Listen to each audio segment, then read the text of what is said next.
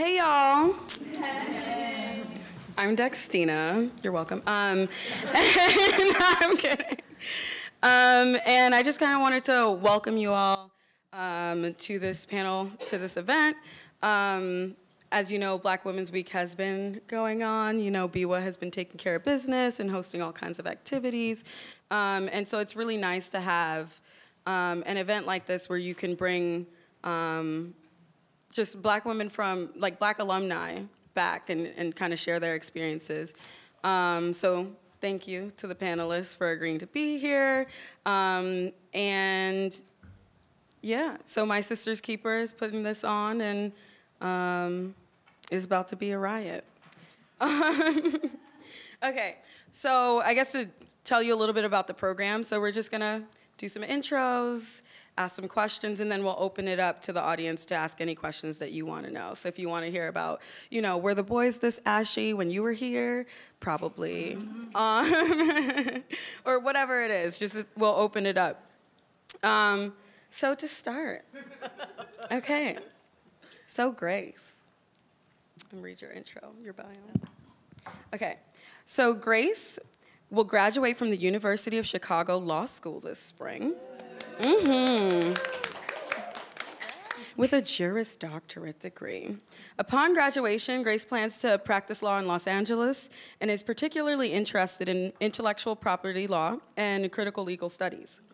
Before law school, Grace worked as a scientist at Eli Lilly and Company, an Indianapolis-based pharmaceutical company. Grace graduated from MIT in 2014 with a degree in Course 5, chemistry, turn up. As an undergraduate, Grace was heavily involved in the Black community through BSU, NSBE, and BWA.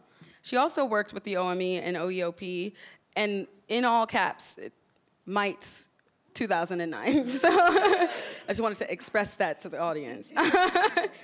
Grace is committed to uplifting marginalized communities and believes in achieving this goal through critical understanding of institutions, and most importantly, love.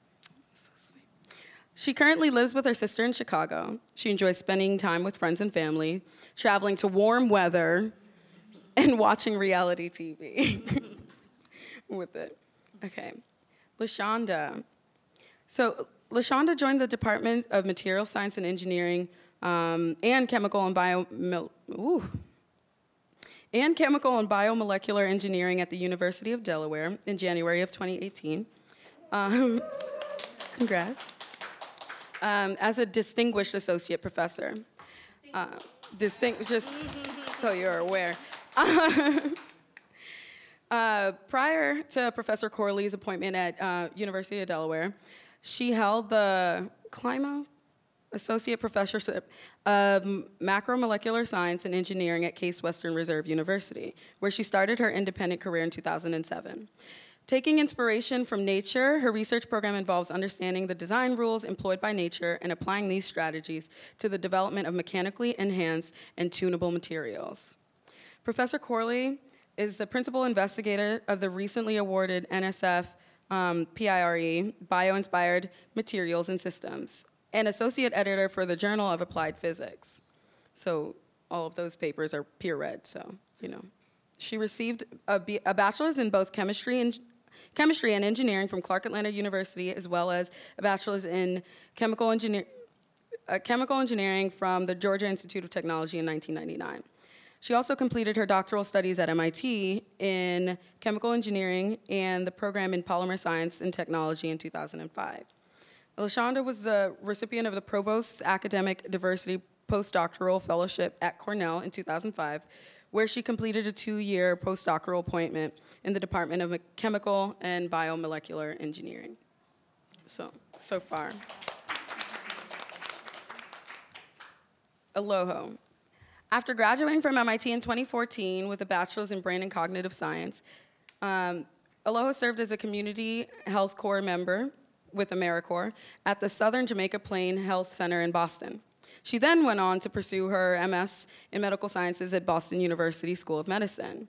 Through various research, OB/GYN, and projects at Boston Medical Center, she researched anal cancer prevention in the HIV-positive population and examined the use of participatory action research to improve prenatal care delivery with both low SES pregnant women and pregnant women with substance use disorder.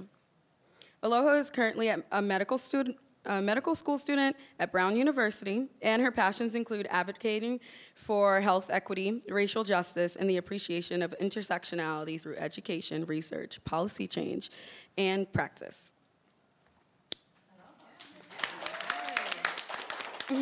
Very. Okay, so Joy, your whole government, Joy Marie Johnson, out here. So Joy. Joy is a 2015 graduate of MIT with her doctorate in electrical engineering and computer science. She was a National Science Foundation Fellow and Intel GEM PhD Fellow while at MIT, where her research focused on theoretical semiconductor process modeling, inventing environmentally benign fabrication processes, and electrochemical energy systems. Following grad school, Joy transitioned from researching physical models to building commercial ones in software. Leading mobile development at MIT-founded music technology startup Audio Common as a partner. After leading development of 3 mobile products at Audio Common, she transitioned to the West Coast Apple Special Projects Groups, where she worked in HW engineering. I assume that's hardware? Hardware. Okay, hardware. Engineering experience, prototyping, and is now transitioning back to emerging technology development as a senior hardware R&D engineer.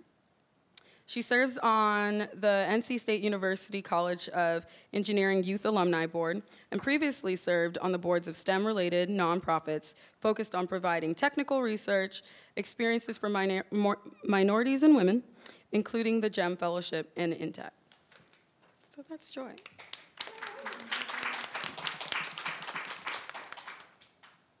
Y'all are really inspiring so far. I'm just like, wow. It's like there's a lot of words on this paper about what you've done. Okay, Rhonda. So, okay. Rhonda's PhD is as an energy specialist in the Africa region of the World Bank. Oh, no, that's your title. It's fine. With more than 10 years of experience in energy and development, Rhonda works on investment and advisory projects in various countries, including Kenya, Ethiopia, Madagascar, Lesotho, Burundi, and Senegal, and leads 2 regional programs: geospatial electrification planning in the African region and the Increased Electricity Access Support Program. That was a mouthful. Amazing.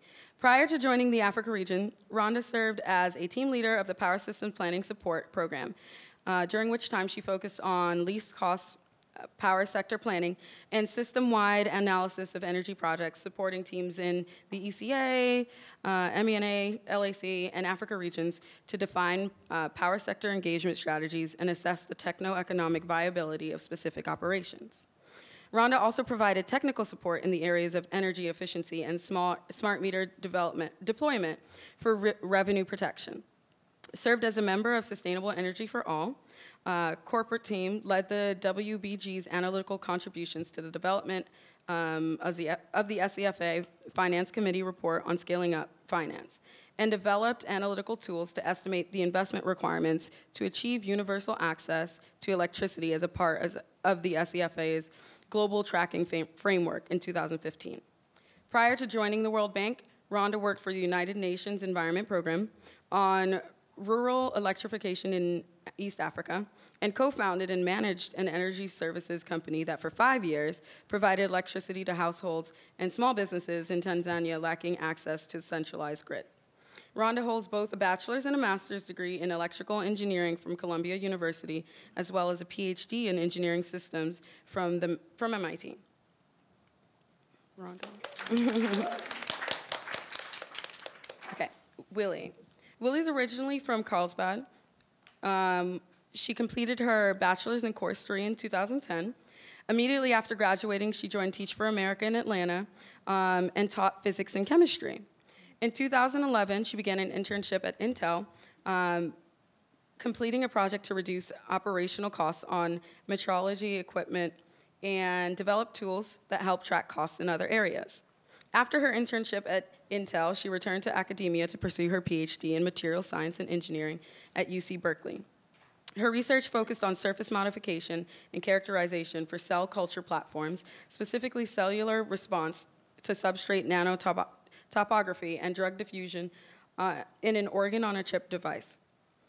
In 2017, she completed her PhD and is now a senior technical development process engineer for Intel's mask operations in Santa Clara.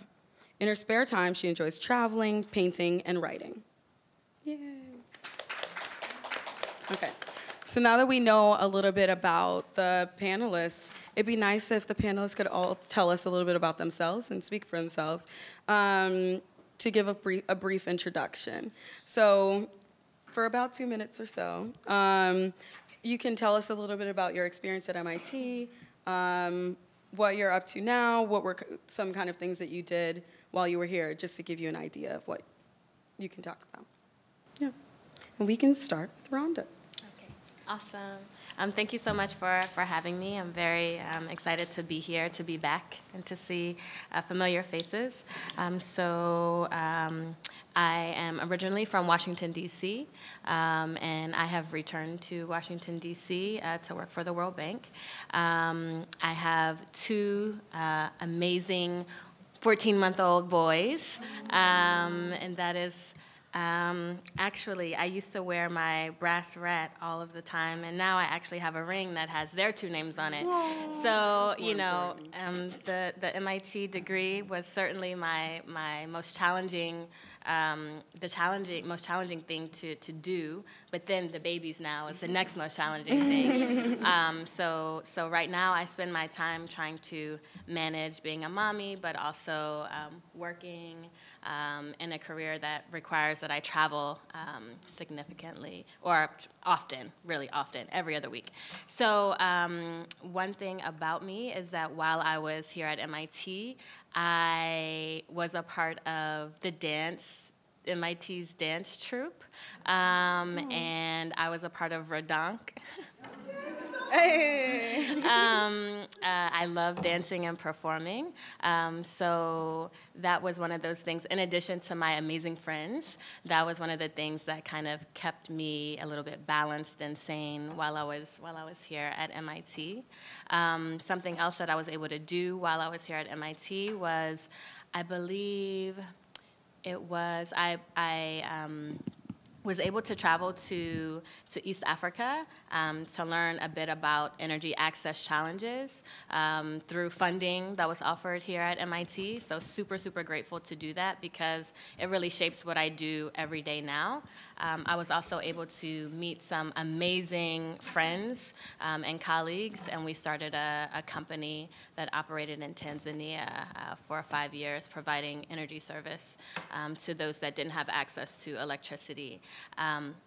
And I did that while I was doing my PhD. My committee was super, super, super supportive of my dance ambitions and my academic ambitions and the entrepreneurial activities. And so that's just a little bit about me. Thank you.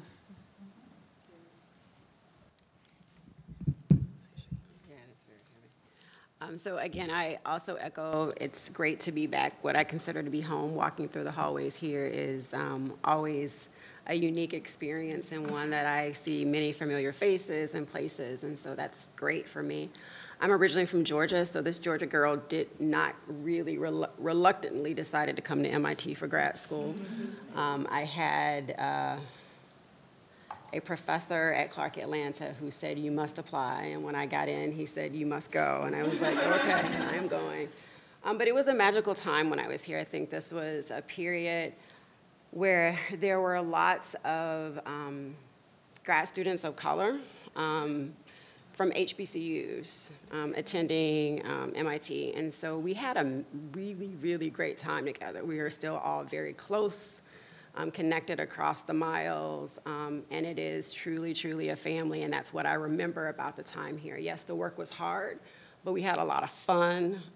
We supported each other. Our kids know each other still, so to me, that's one of the things that makes this place very special to me. While I was a grad student here, I was definitely a part of the BGSA. I was a GRT in Baker House. And I worked for Dean Staten in the grad student's office, so I was always there. Yes. I did a lot of programming with Graduate Student Council, and also one of the signature programs that a lot of us did at that time was Converge in its previous iteration. And to me, that was very meaningful because I think what we're showing here is that this idea of an ivory tower, that there are lots of us here, and making sure that the community is open and receptive to that, and making sure that this is a place where many, many people feel welcome. Right now, I am a professor, so I balance a lot of different things, including a 12-year-old who's taller than me and is working on serious 13-year-old attitude at the moment, but is a joy whom spent time with me. I was back here on sabbatical in 2016 for about 8 months, and she spent a lot of time with me here, and she also fell in love with the place. So that is very special to me, to make sure that these connections and this community continues to pervade in my family for many years to come. So I'm Joy. I'm from Greensboro, North Carolina. What I want to say, I was in course 6, so I worked in Microsystems Technology Lab, which is now a part of the MIT Nano, so where they make chips and devices, really small devices. While I was at MIT, made lifelong friends. Rhonda and Pierre, we're still like best friends. I never thought I would come to this place and make friends that I would have for the rest of my life. Marina, Rhonda, and Pierre have just been phenomenal friends to me. I was also a GRT at Baker. I TA'd just about every undergrad course 6 class. I taught at Seed Academy, which was a high school program that's on Saturdays here. I taught the electronics course, of course. Got Rhonda in there a couple times to help me teach seniors, so I dealt with a lot of very emotional teenagers, which was a lot of fun. I really enjoyed my church here. I went to Morningstar here and really had a church family that allowed us to go to Israel together. We had some amazing, I always used to say, oh, we hate Boston. And as soon as we moved, we were like, it was kind of nice, you know?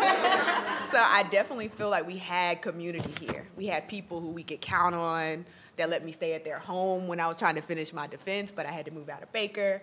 And then, of course, always volunteering to go and talk to other women and minority students who were considering graduate school through the Grad Catalyst program, which myself and another MIT grad student, Maria Tilleria, started back in 2010.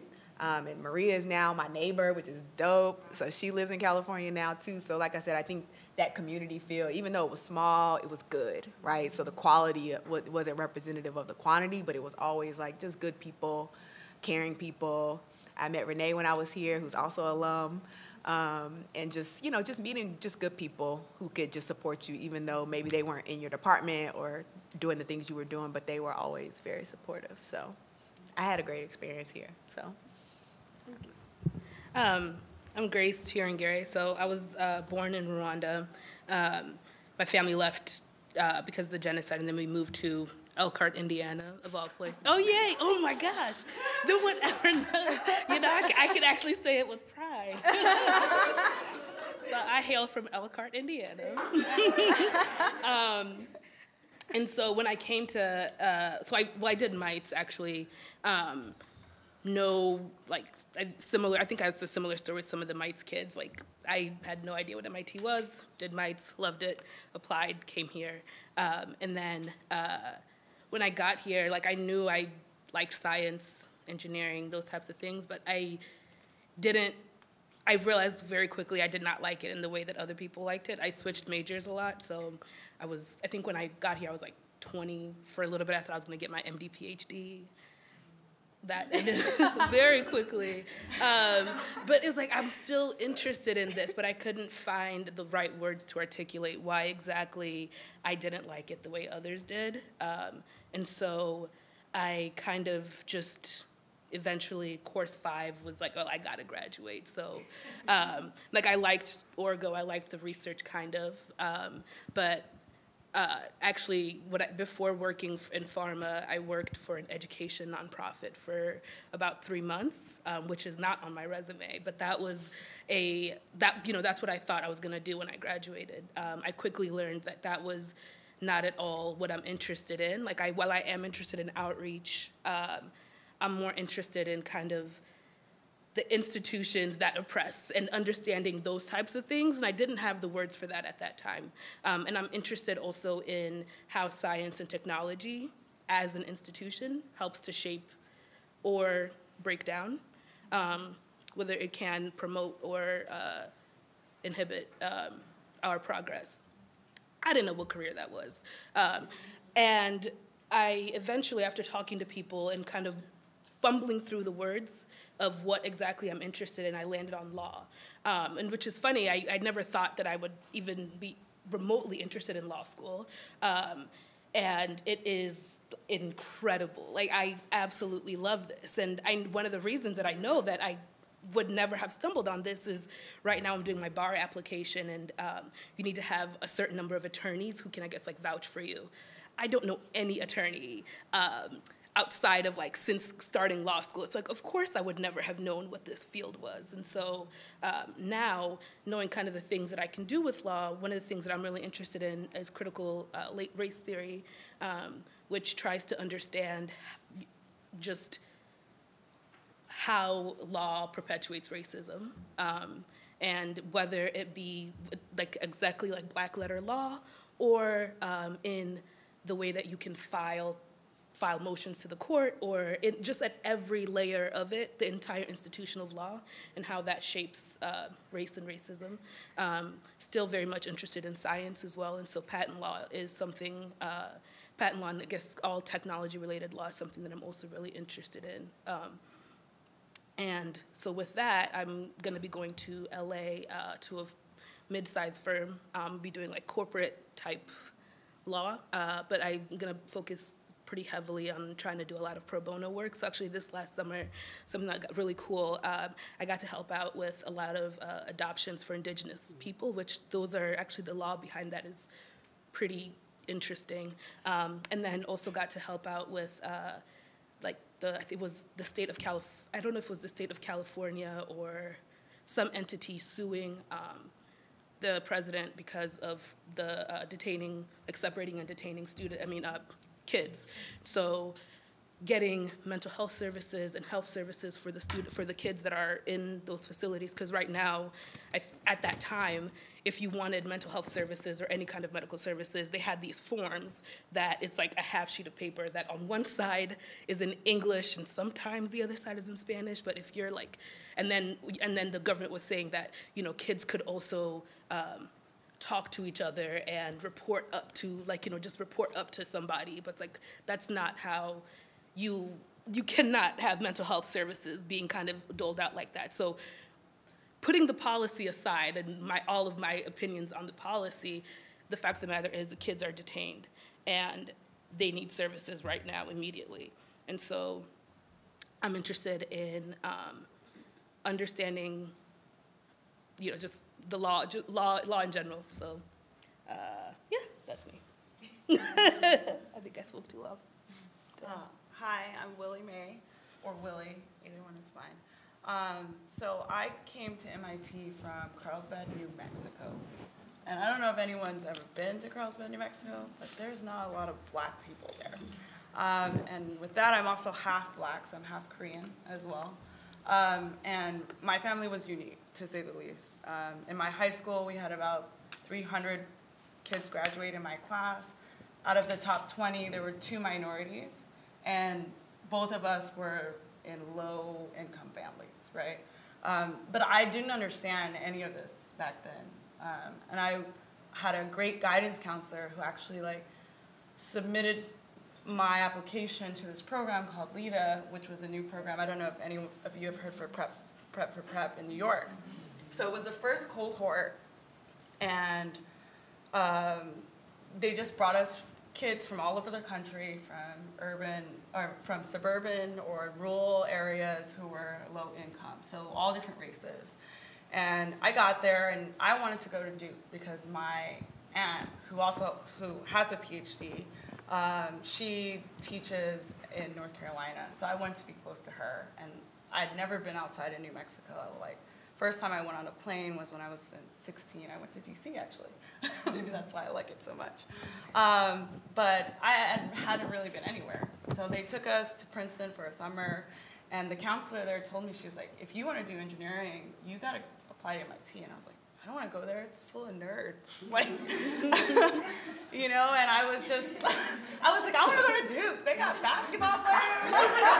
You know, I was trying to get out of New Mexico, you know, and live my best life.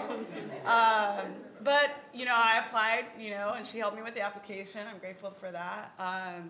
And I ended up getting into both Duke and MIT. And I ended up visiting both on the same weekend. Because at the time, Brian Nance was here. I don't know if anyone remembers him. And he was like, I had already planned my weekend to go to Duke, and MIT's weekend was the same weekend. And I was like, I can't go. I already told Duke I'm coming. He's like, no, we'll buy you your ticket to come here, and then you'll go there, and you can compare. And I was like, okay. So I came here, and I fell in love. Like, it was amazing. And I actually didn't see any black people when I was here. For some reason, they put me in SIDPAC. Which, oh, wow. And you know, so I didn't see any black people. I loved it anyway. People were cool. And then I went to Duke, and I don't know, I was there for some weird weekend, not the weekend that all the black kids go. And I was there with people who were legacies, you know, like they had parents that went to Duke, you know, and I just felt so out of place. I remember my cousin was actually going there at the same time. She was going to divinity school. And I was underneath this tree by myself, and I was crying, and I called her, and I said, come get me. Like, Nancy, come get me. So she came and got me, took me to her apartment, and I was like, I can't go here. I can't go to Duke. So I came to MIT, and I do not regret it. I know that when I did come here, I did meet all the black students, because I came to Interface, which was a big part of my undergraduate career, since I also taught Interface 2 or 3 summers. And it was a culture shock. I had never met black people that weren't black, like African Americans. I met Caribbean Americans, like people who immigrated from Africa. And so it opened my eyes to the world, and I'll never forget that. That's what MIT taught me the most, other than how to be a material scientist. Yeah, so I would echo many of the other panels. MIT was hard, but it was also fun. I made friends that I'm still very close with to this day. Actually, 2 days ago, I just got back from Australia with one of my best friends that I met here at MIT. And we met during Interface. And we also were co-chairs for BWA together. So yeah, you will carry some of these friendships forever, and you will go on more adventures together, and just never look back. All right. So yeah, I definitely want to echo a lot of what people have already said on the panel. So I was born in Nigeria, moved to the U.S. straight to Boston, and I pretty much have not left New England since. Still here. Don't know why, but I'm still here. But even growing up in Boston, MIT was not on my radar, like, at all. The only reason why I applied, similarly to our professor over there, is a teacher encouraged me to apply. And I just didn't understand why, but I did all the quirky essays that MIT has on the application, sent it in, and lo and behold, I got accepted. And even then, I still was not convinced, but same teacher encouraged me to go. And I really don't know what it is that really trusted, or the instinct that allowed me to trust her advice, but I'm glad that I did.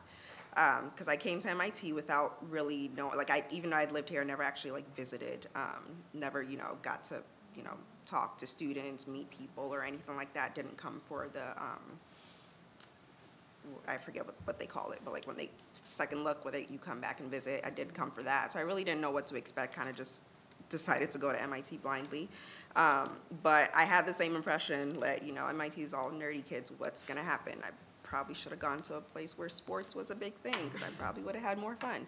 But But again, MIT is a great opportunity, and regardless of what happened, I at least knew that the opportunities there, I would at least be able to find my path.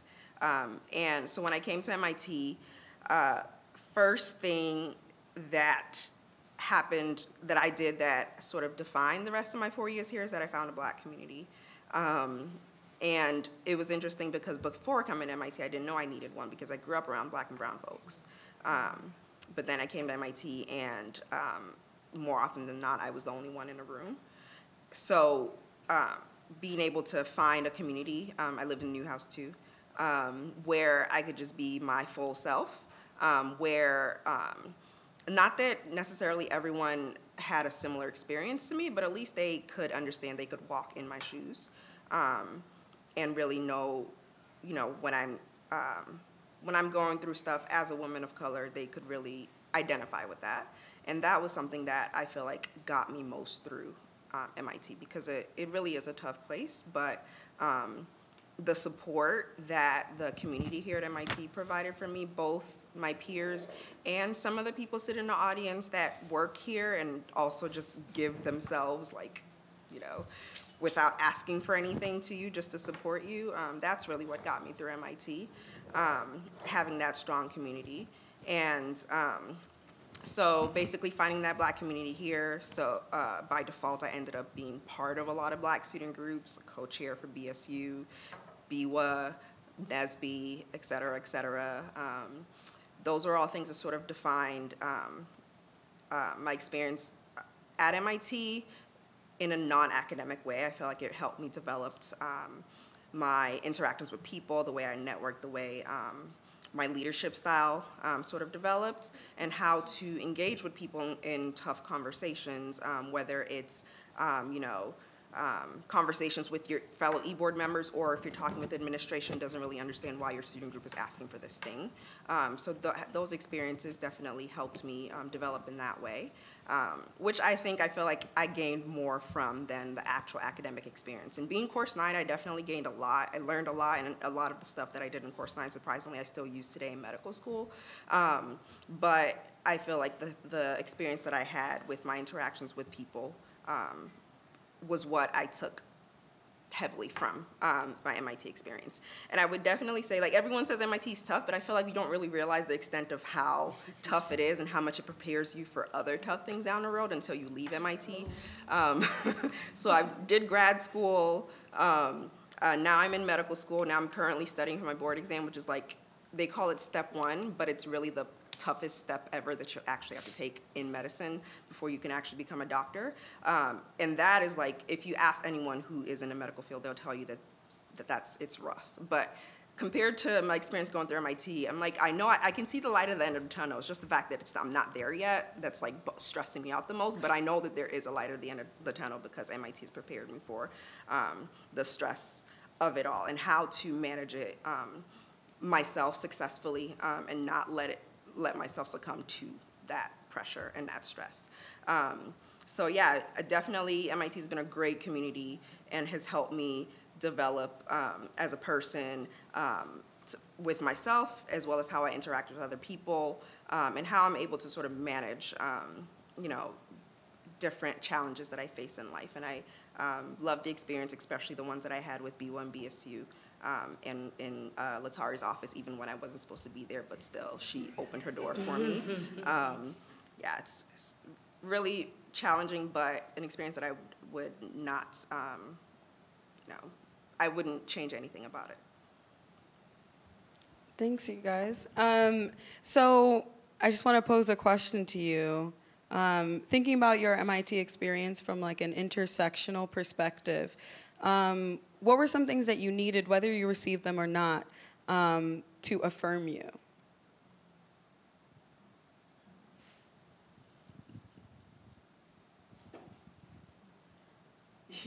That face right there. Oh, is it anybody? Yeah, that's posed to anybody. You know. Sure. Yeah, I guess I can start with that. And this is actually something I was reflecting on not too long ago, because I think a lot of my friendships have become a lot healthier. I'm still very close friends with a lot of my friends. While I was at MIT were mostly guys, mostly in CC. But like in my own reflection, I was like, these are very toxic. I know you all respect me and love me, but you are toxic to other women, and so we need to change this now. So I think when I was at MIT, I wish I had the awareness, or I don't even know what that would look like, but either the awareness or the mentorship to be able to identify what is and is not healthy relationships, healthy friendships, and even romantic relationships, and then how to then ask for that of those around you. Because one thing I'm kind of in a space where I am right now is I'm ending some friendships, but then also changing others.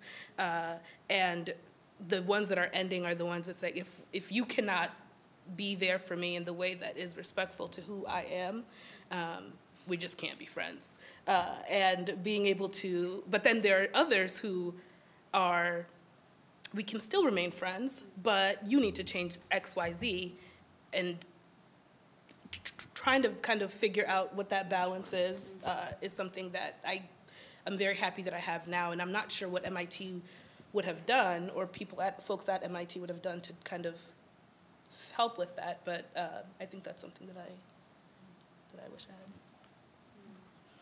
Sorry, could you repeat the question so I make sure I'm answering the right question?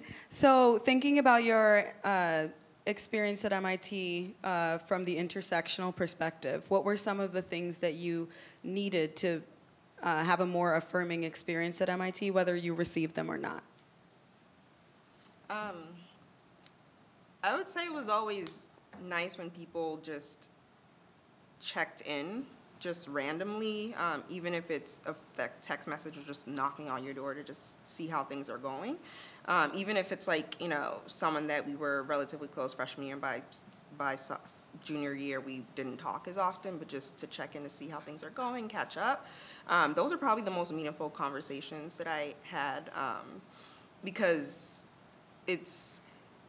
I feel like one thing about being in an environment that's really,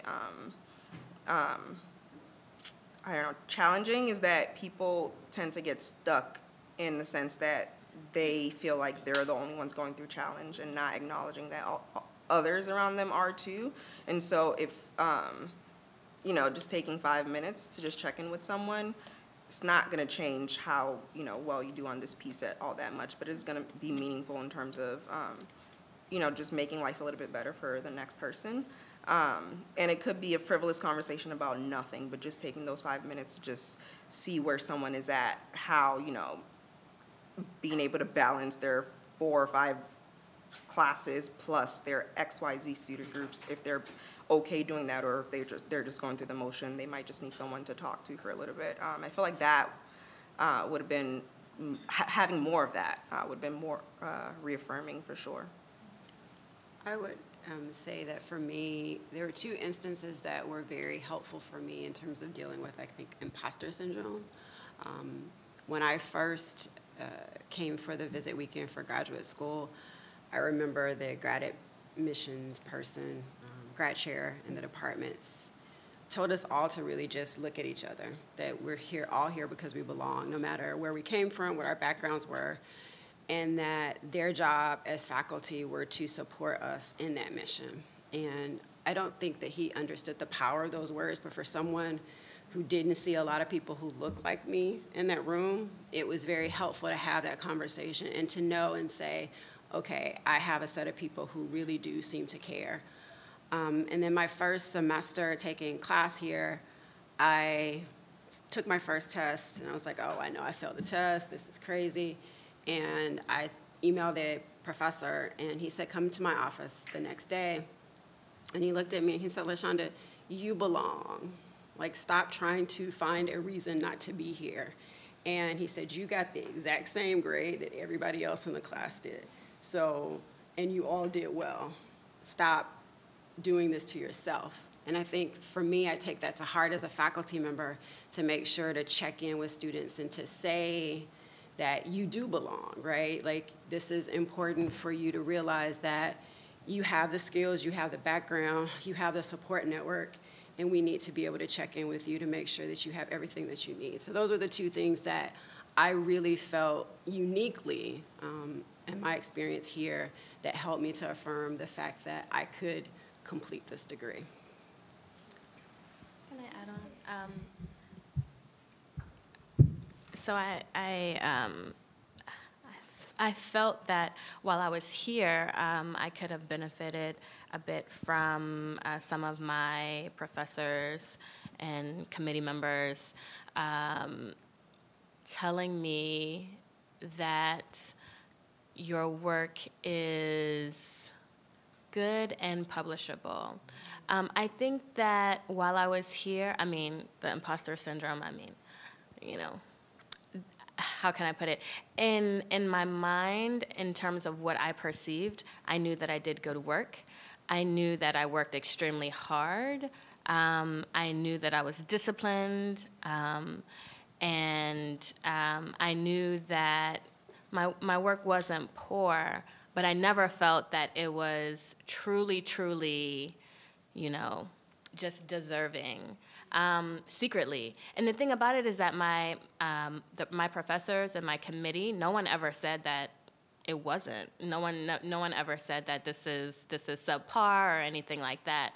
But for whatever my experiences were before, that shaped my, you know, what I was perceiving in my experience, and I felt as though, okay, I'm getting by, you know, I'm making it through, and you know, when I would get certain grades in classes, I was just like, ooh, all right, okay, great, you know, we made it through that, but and my grades were great, but I just never felt that it was, you know, if you will, publishable, and so in fact, I finished, I defended.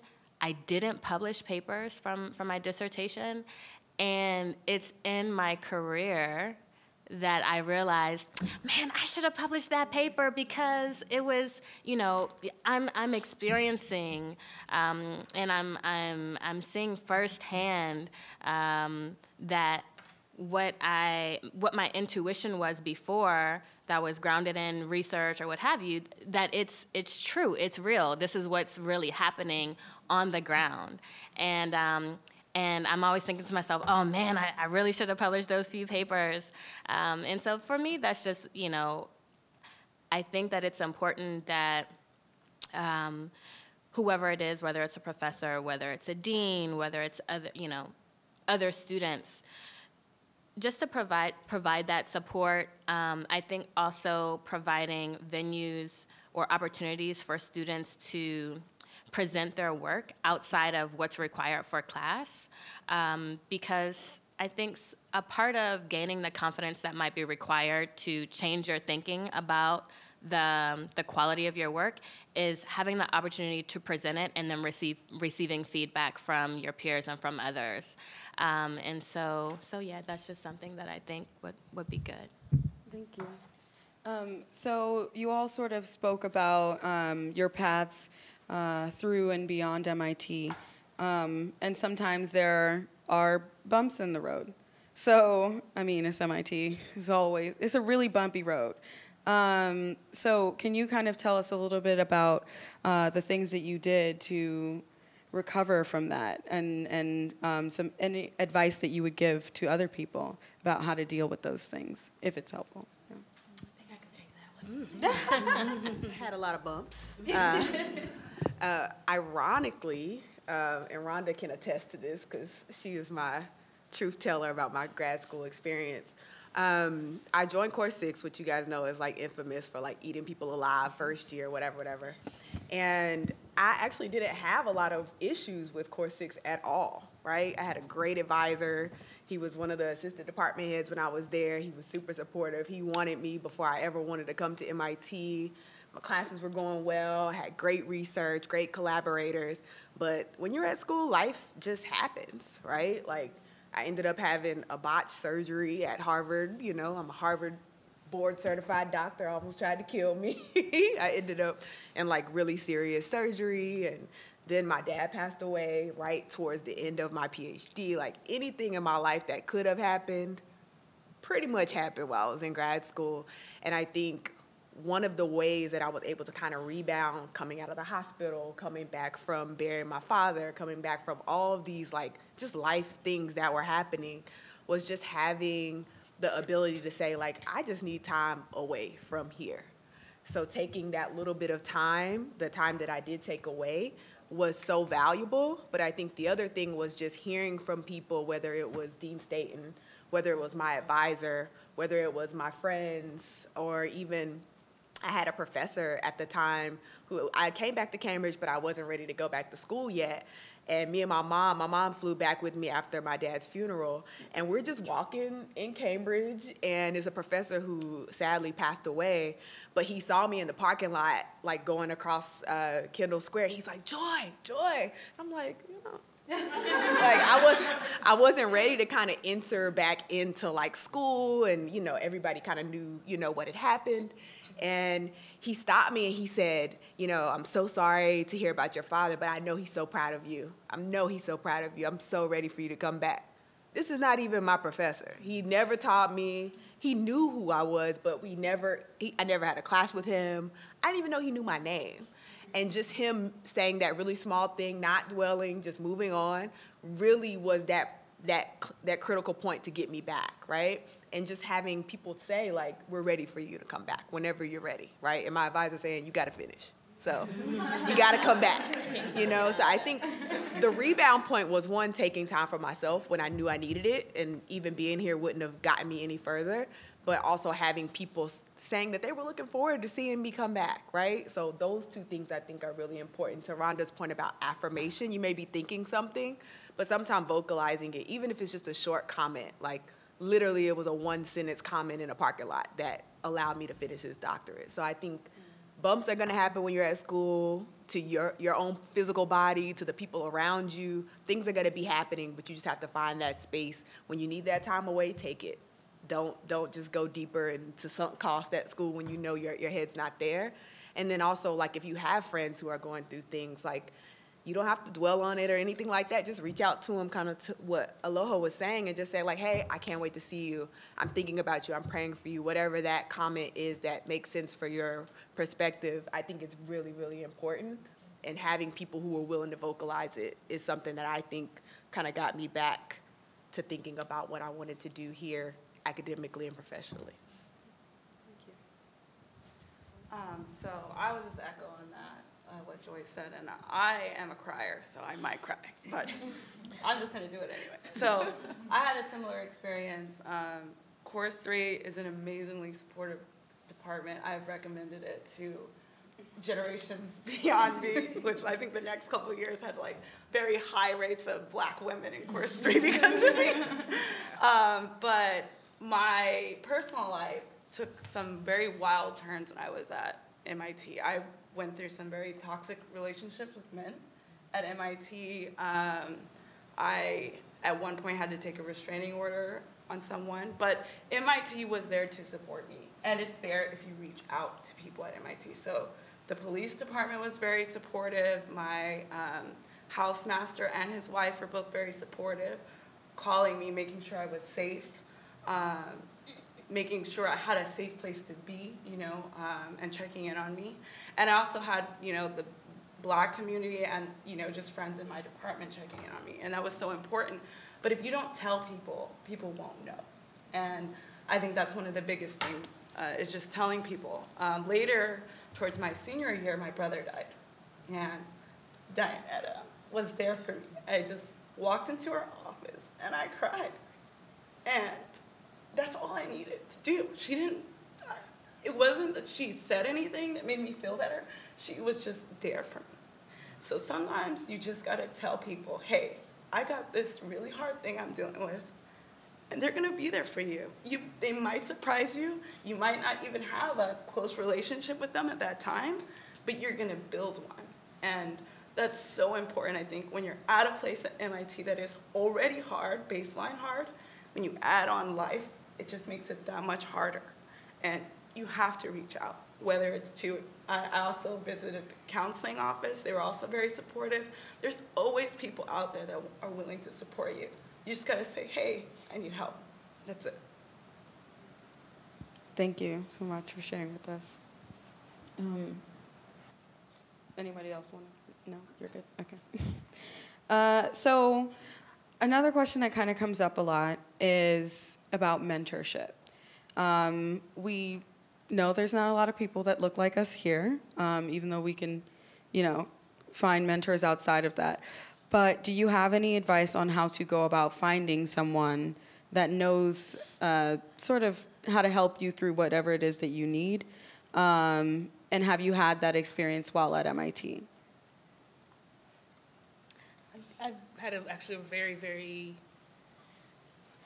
strong mentorship relationship with a lot of the women at MIT. Many of them are sitting in this room right now.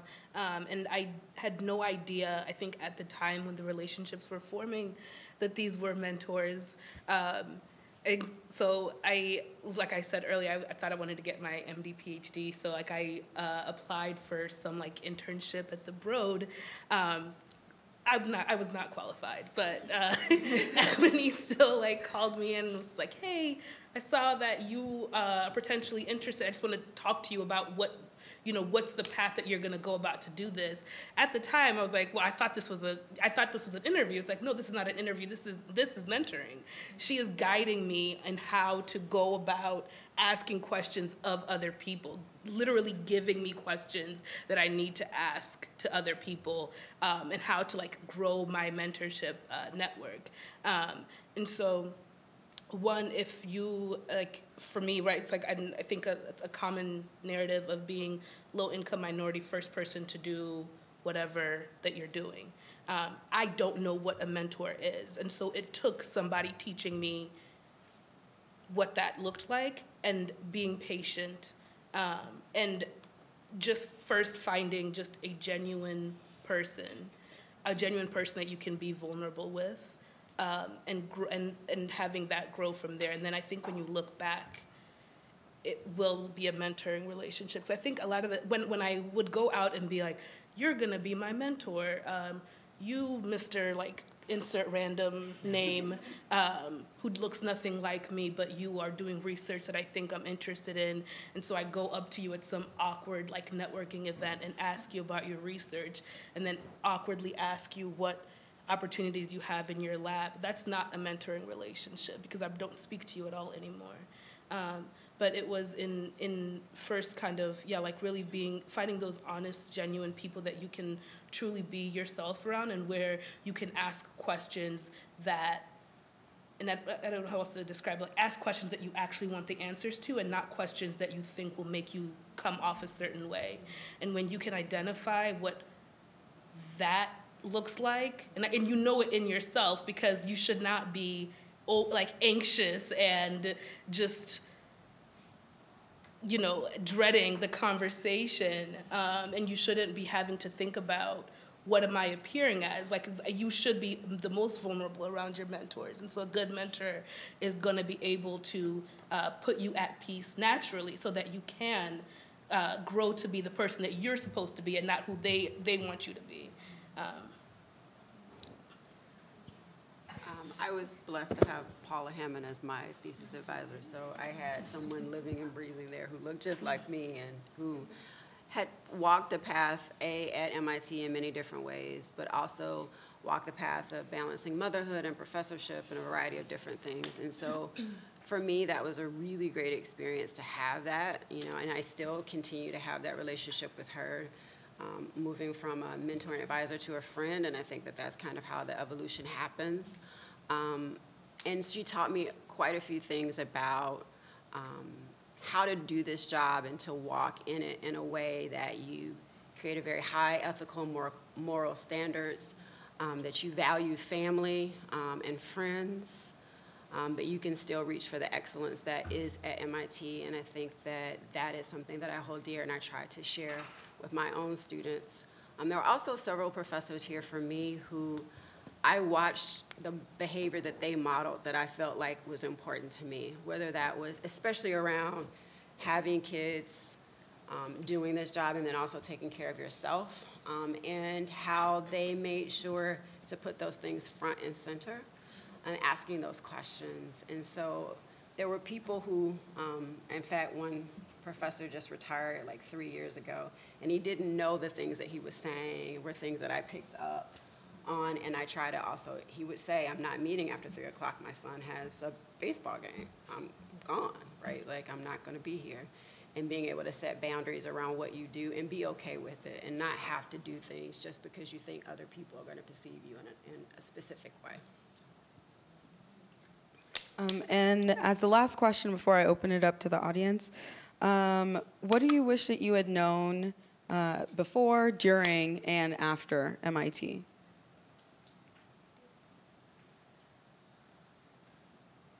I think I'll just answer one small thing. I didn't know anything about MIT. My first time coming here was when we came with all of our stuff to move in. Because my original intention was either to go to Cornell or to go to UC Berkeley. And I couldn't go to Ithaca because I couldn't go to Ithaca. And no shade, Dianetta and I still met and we still made it here. And then I wanted to go to California, but my dad was also sick my senior year in college. So I was like, got all the way to Berkeley, like, oh no, I can't be that far away from my family. So last minute decided to come to MIT. And I'm supremely glad that I knew nothing coming here. Literally nothing.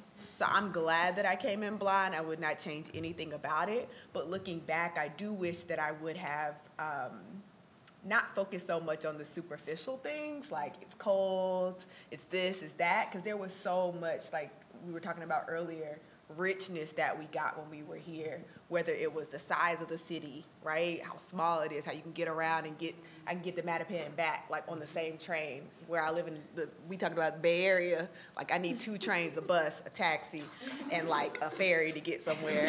Like I really wish I would have appreciated the community that I had here more, right? So looking backwards, I just wish I would have just, appreciated it a little bit more while I was here and not been so like, ugh, let me graduate and get out of here. Because it really was a blessing to be in this space at this time, in this place, when I had it. So, yeah, just wish I would have been more grateful while I was here. Just echoing my friend over there. Certainly being more grateful and also appreciating, this is what we were discussing before the panel started, but appreciating freedom of thought and innovation. So I didn't speak much about it during my introduction, but I really benefited from the startup community in Cambridge, and it transformed my experience here. And being able to go to a happy hour and just talk about any idea you had, and having someone there to follow that idea with you, follow it through, and it could be a horrible idea. Most of the time, it's going to be a horrible idea. But just that process, and then and academically as well, the freedom of thought, the being able to sit and think about a challenge for 3 years. I mean, if not more. It's extremely challenging as you're going through it. But then on the flip side, working for the World Bank, and you can innovate, but there are always these constraints. And so I just say to just appreciate the ability to explore, your imagination, honestly, while you're here, and take advantage of all of the resources that are here. I mean, MIT truly has amazing resources. Any interest you have, you can explore. If you don't know that it exists, go ask someone and they can help you figure out where it exists. But I went to another university for undergrad and for my master's, and because I was in New York City, I didn't necessarily need the university to give me too much. But then when I came to MIT, I said, oh wait, I might have gotten gypped because there's just so much here. So just enjoy your time as much as possible. Take advantage of the resources. Oh yeah, definitely. I would say too, if you're thinking about startups or you think any little inkling you want to do it, we were like super, super blessed. Because, I mean, you may have an idea they'll give you an office, funding, people that you're getting intros to. And for me, I didn't realize it till the end, and I eked out just as much as we could to start our company right when I was leaving. So I think, yeah, that is a huge resource that's much bigger and much more mature now than it was, I think, in previous years. So great opportunity for startups. I would say I wish I'd known that that would be the closest, like in proximity physically, that I would be to all my friends. Because once I graduated, everyone flew all the way to San Francisco, left me here, and I was really bitter. Would medical school would let me, but you know. But yeah, like that, I miss being able to just literally walk down a hall or down Durham Road to visit someone. Now you got to hop on a plane to visit someone, and you have to like plan a whole trip to get everyone together. So I wish I had really appreciated that while I had it, because it's something that, because even in grad school, even if there's housing provided, still your friends that you had for X amount of years are still far away, or even your friends that you have now might be living off campus. So yeah, that's one thing that I definitely miss a lot, and I wish I had taken advantage more of. One thing I wish that I had done more is been more proud that I went to MIT. There's, I don't know, 30-something colleges and universities in Boston. We used to go to parties, and a guy would ask you, what school do you go to? And me and my friends used to say Everest. Because if you say MIT, they're like, oh, you're too smart for me, and all this other stuff. It brings up a whole lot of weight, right? And now it's like, yeah, I tell people, yeah, I went to MIT. I have a PhD. Just being more, I wish I had been more proud of the success that I had accomplished at that time, and not been so like embarrassed about it or humble. As I feel like people at MIT, we tend to be humble because we're surrounded by so many amazing people who are doing so many amazing things. We think, oh, I'm regular, like I'm just like everyone else around me. And you are as amazing as everyone else around you. But the rest of the world is not like that, And just to be proud of all the accomplishments that you have done thus far in your life and what you will do in the future, because it's just a starting place, right? So I wish I had just had that confidence then. Or the age-old, I go to school in Boston. Yes. Yeah. Not even Cambridge. I know, because they would know. You say Cambridge, it's one of two. So with that, I'd like to open up to the audience for any questions that you might have. I could pass the mic. Is that what y'all want? Or you want to speak up? No? Okay, cool. Does anyone have any questions you'd like to ask? This is not a room full of shy people. I have a question about health and like just taking care of yourself after college in terms of, like you talked about dancing. Do you still do that? I'm like worried that once I leave here, I'll stop dancing. No, I'm not that worried about that. Health is extremely important, and I think that as you mature, you realize the importance, because you need to be physically healthy to kind of do whatever you're trying to do your job on a daily basis, take care of your children, take care of your family, etc. Be the wonderful woman that you are. So post MIT, I teach dance in Washington, D.C., in Maryland, at a small dance studio. And so I had done that for years. In fact, when I was at MIT, I taught dance PE classes. So I said, okay, I know I can at least do that. So I didn't necessarily dance competitively myself, but taught classes. Now with the twins here, I don't really have any time right now, but running after them is a good exercise. But what I will say is that just, it's really important as a community to prioritize our health. My mother, I will say that my mentor and my role model has been my mother. She's also an electrical engineer from North Carolina. came out in the 70s from Howard University, and she worked tirelessly, as I watched her growing up, she just worked so hard, and she prioritized everyone else and work over herself and her health. And so now she has, very serious health issues that she's managing. And so I just like to take the opportunity to say that it's extremely important, no matter what, to prioritize your health. So great question. As the medical student on the panel, I definitely 100% agree with that. But I would also say that since graduating from college, I feel like I've improved in health, definitely eating better, and finding more time to exercise. My sleep is so much better. If you tell me about all-nighters, I'm like, I don't know what you're talking about. I'm in bed by 10:30, 11 o'clock at the latest. And I feel like, working and then going to grad school while also working as well, that sort of creates a schedule for you where you sort of have to go to bed at a certain time because you have to be at work at 8 a.m. the next day.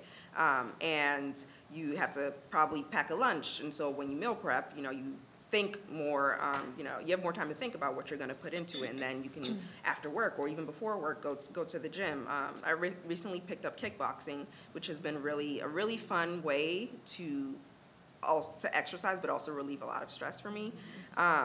But picking up little things like that, like yoga, rock climbing, things like that has been fun, and I've done much more of since graduating from MIT. And I feel like, even though I still, though I feel like there was a lot of time that I wasted in college, I still feel like now that I'm prioritizing my time better, I can actually put physical fitness and thinking more strategically about my eating habits than I, actually felt the need to in college. So yeah, I would definitely say that health has improved since college. Yeah, to echo with that too. With me, I think one thing I realized very quickly in law school was I can no longer pull an all-nighter. Like my body it doesn't happen, exactly. No matter how much I try. And so it's like I have to actually think about after 7 p.m., I can't read. I have to read 300 pages a week some weeks, and I can't read after a certain time. I can't do work Fridays after a certain time, and I need to speak to my friends regularly. I need to speak to family. I have to cook, and those are just as much a priority as school. It's when I think about what is a successful day for me, it's not the grade that I get. It's it is the whole package of mental health, physical health, and all of that, and emotional well-being as well. And that's something that what started that was, really law school, but then the month or two right after I graduated MIT, I was I am tired, to my soul tired, I can't do anything. And I was and it took so long. I was tired for 2 months, just tired. Then I was building back up for 4 or 5 months. It was I just felt off. And it was I never want that ever again. And the reason for that was because in order for me to graduate, I had so much stuff that I had to do. I mean, even the swim test, I was doing that the last day. It was all bad. And please don't do that. Don't do that. Don't. But I was I'm never doing that again. Not because my baseline now is an MIT degree. And so I'm never going, nothing else is worth it. Nothing else is worth it. And that's the decision I've made going forward. If it's gonna cost 4 or 5 months of my recovery, it's actually just not gonna happen. So. For those of you who took the time to work and then go back to school, how did you navigate? How did you make that decision? And what did you kind of keep in mind as you were making the decision to work and thinking about graduate education?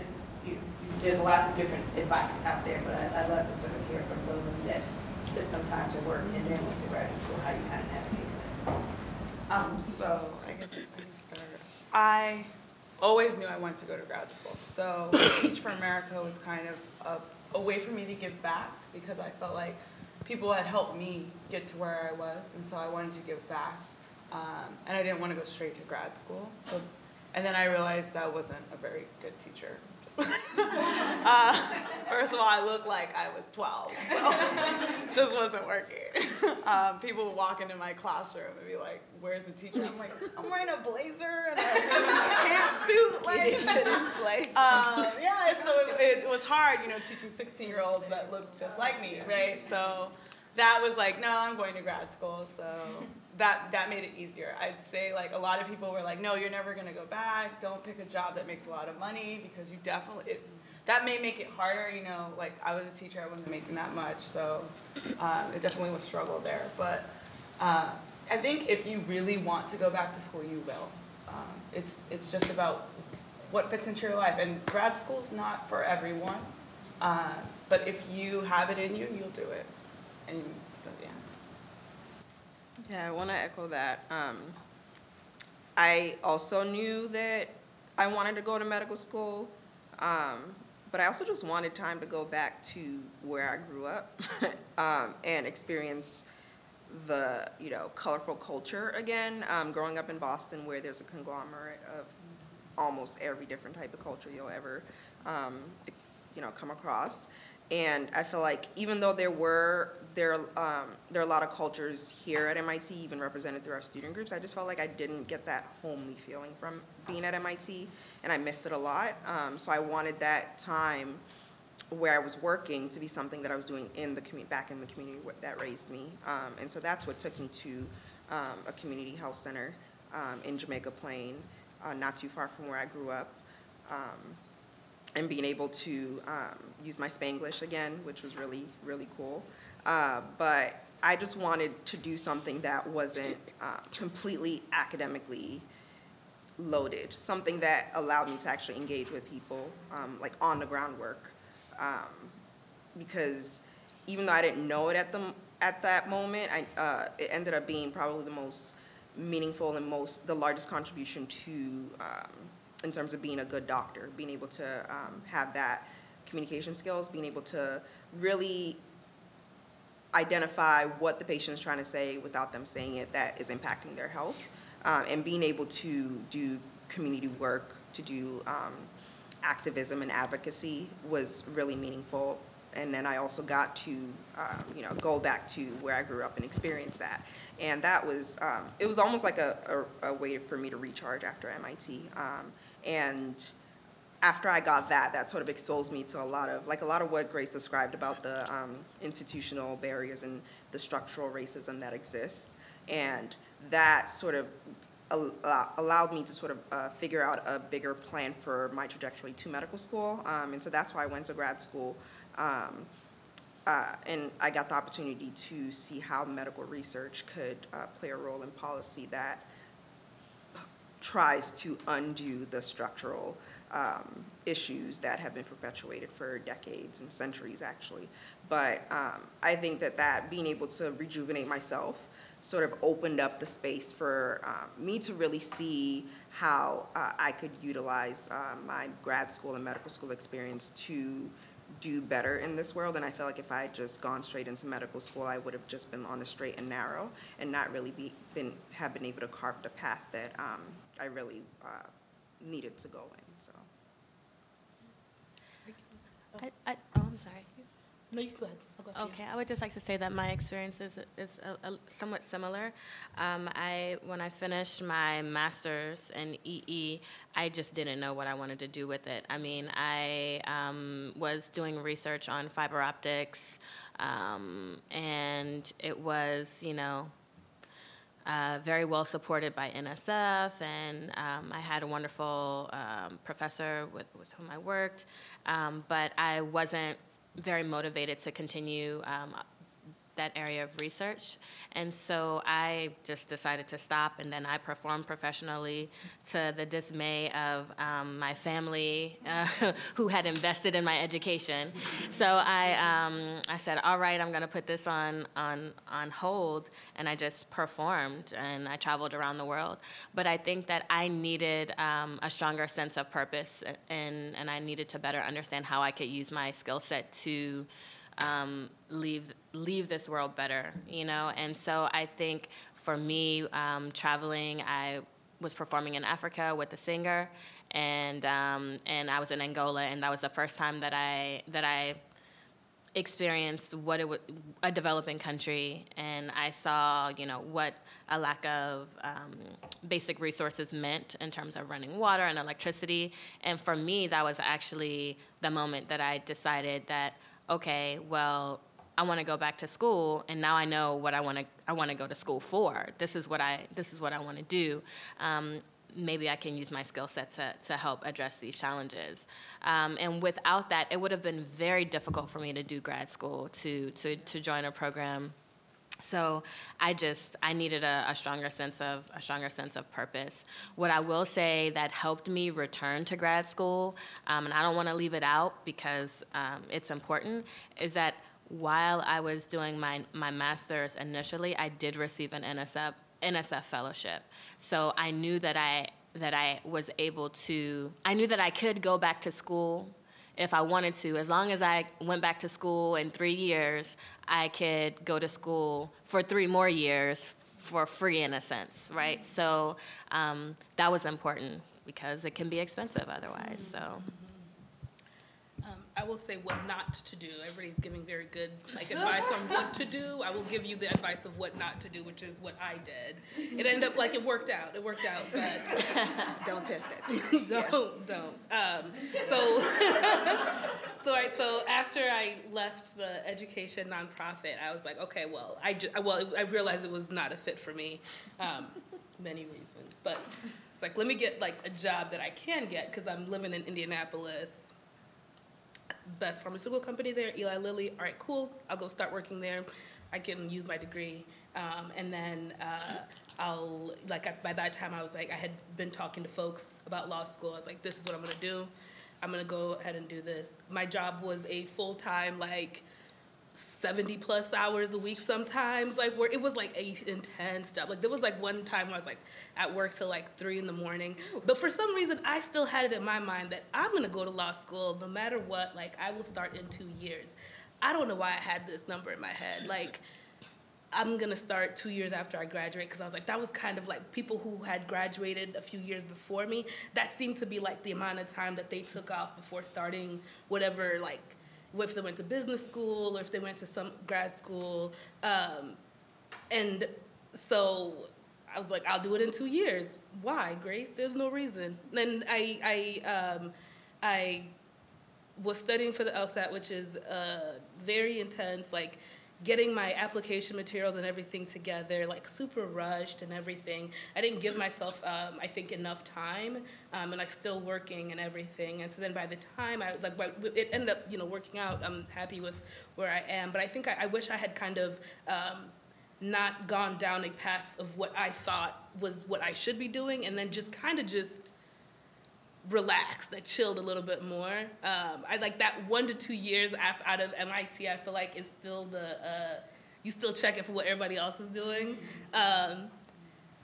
I truly don't care now, and no one is checking for me now. No one is checking for anybody. But I think at that time, I really was. So I would say that as you're making whatever graduate school decision you do make, more chance than not, y'all are about to graduate from IT, you'll be fine no matter what you do. But do it for you. Do it do it on the timeline that works for you and your needs, and don't unnecessarily add pressure to a situation that is already kind of stressful. Yeah. So. This can be our last question, I think, for our time. Yeah. No. She said, you got it. You got it. You're good, fam. So first, a very quick statement of So you said something really made that really stuck with me. So I find that I don't tell people about MIT either, even working here. And I know exactly why it is. There's two different reactions. When I tell a white person that I work at MIT, I literally get, oh, you work at MIT? I had one person say, how'd you get that job? Or, oh, what kind of dean are you? You know, so no, I'm not gonna tell people. And then when people of color, when I tell them, they just treat me a little bit differently. And so I decided that I'll just say, I work in higher education, or I work somewhere, I work at a college in Cambridge. I figured out all of these different ways to say not MIT, but MIT, right? And so when you said what you said, I felt convicted.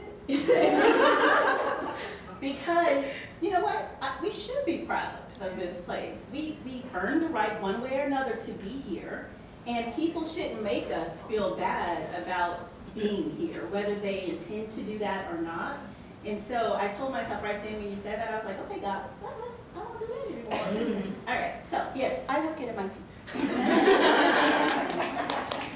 So Rhonda, you said something earlier that I really did want to ask you about, and you said that you wished people had told you about your research and that it was publishable, that it was exceptional, right? And I wanted to know, do you think that's because we have this reputation at MIT for being this praise-free zone? Do you think it's culture in that particular department? Do you think it's that we don't praise women enough at MIT?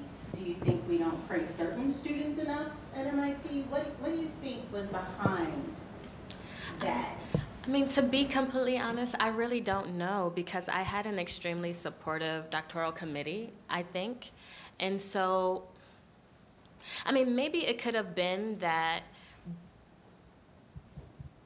I'm just trying to think about my experience and my experience with other students in my program and how I perceived their interactions with the professors.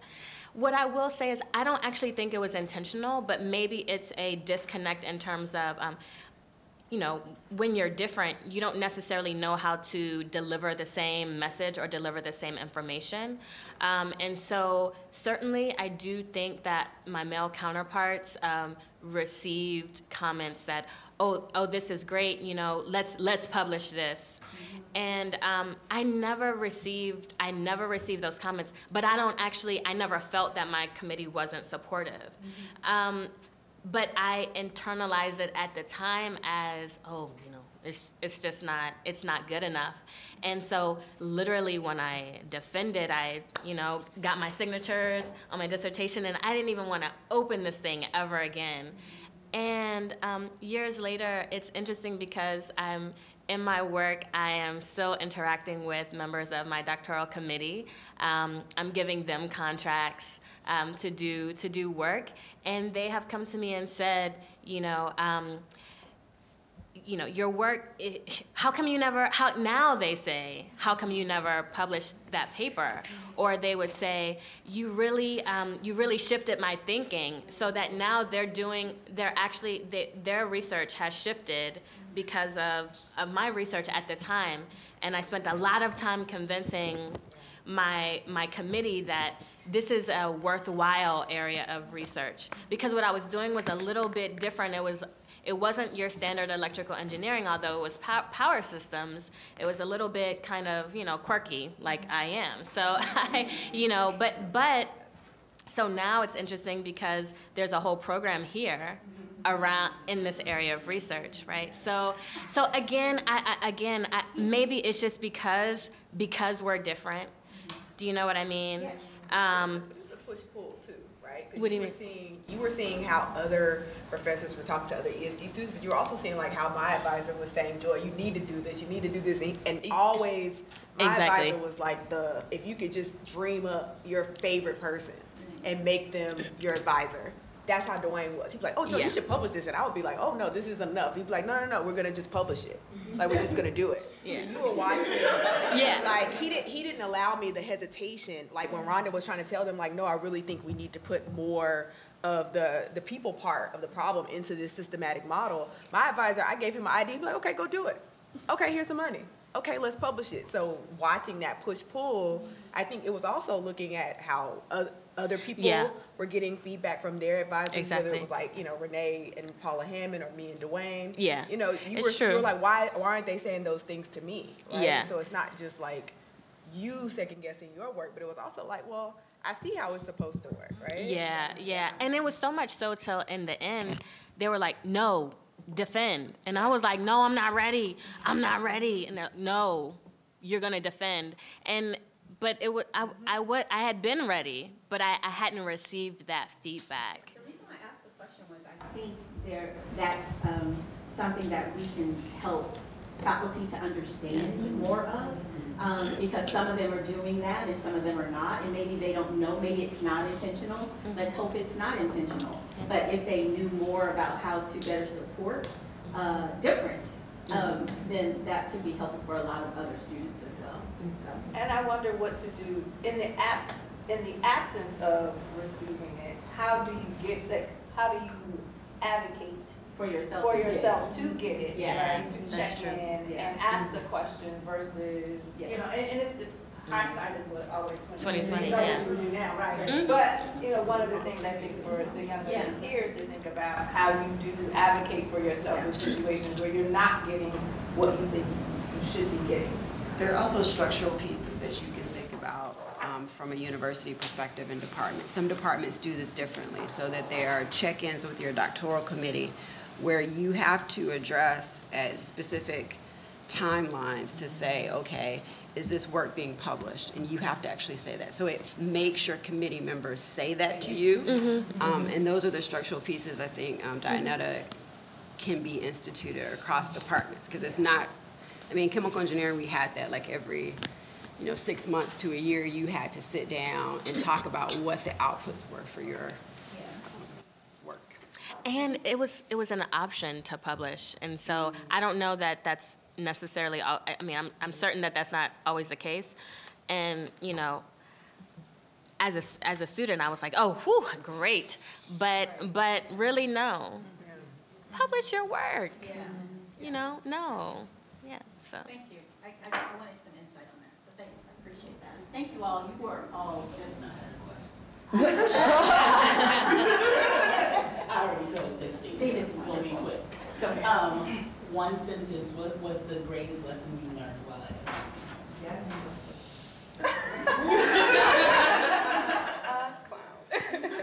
Just one sentence.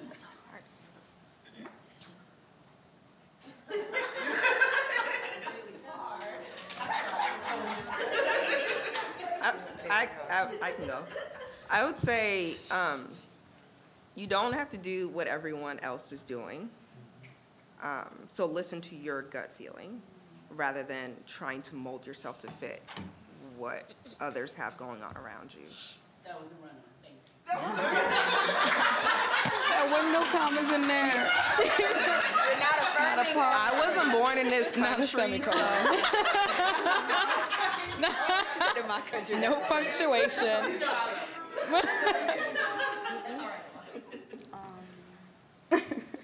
Mine would be, you can do anything you put your mind to, for real. For real. I'm not just pumping you up. What would my sentence be?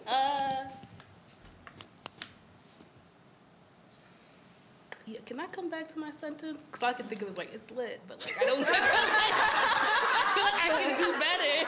She's like, I can do better.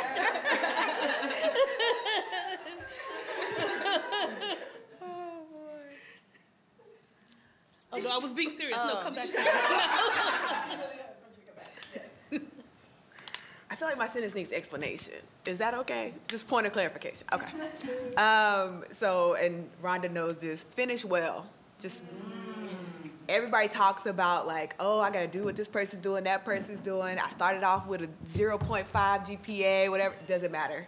Doesn't matter. This is just like a mantra that my dad taught us and like that we always keep, finish well. No matter how you started, no matter where you end up, no matter which major, no matter who did what, finish well. That's my sentence. I like that.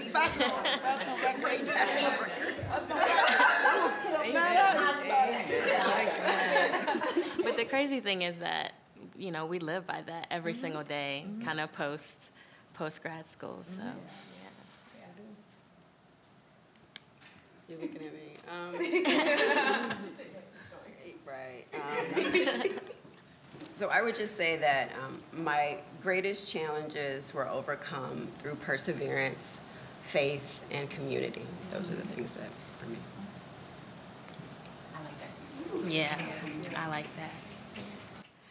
I'd just say that you are powerful and don't shrink to make others comfortable. That's all I would say.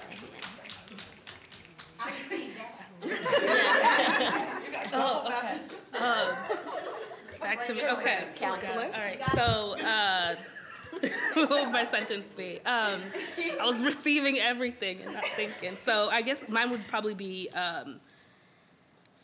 learn to like define your success internally. Yeah, because this happened after our the first 801 exam. I don't know if, yeah, girl, learn that. Yeah. Pass no record. Mm-hmm. Like, yeah, like learn to. I think I would say like, yeah, learn, define your success metrics by yourself, separate from what a syllabus says or what any kind of academic expectation may be. Thank you. And with that, yeah, let's give our panelists a round of applause. Thank you so much for coming here, flying from wherever, sharing your experiences. And just to kind of wrap it up, I'd like to thank the board for MSK, my sister's keeper, in case y'all didn't know what you were at.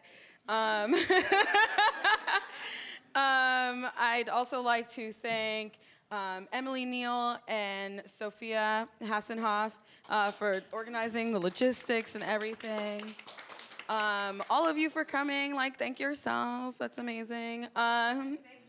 Oh, I'll be trying.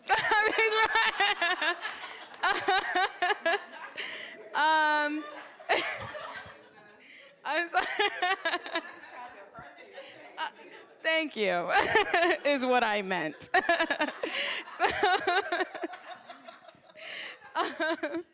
And then, of course, Dean Creighton and Associate Dean Canty, you know, just so you know the title, for really orchestrating all of this and, like, giving us all the opportunity to have an experience like this. Thank you all, and like eat some food, take some of the cards to your friends if you want to invite them to MSK, and yeah, be safe in these streets.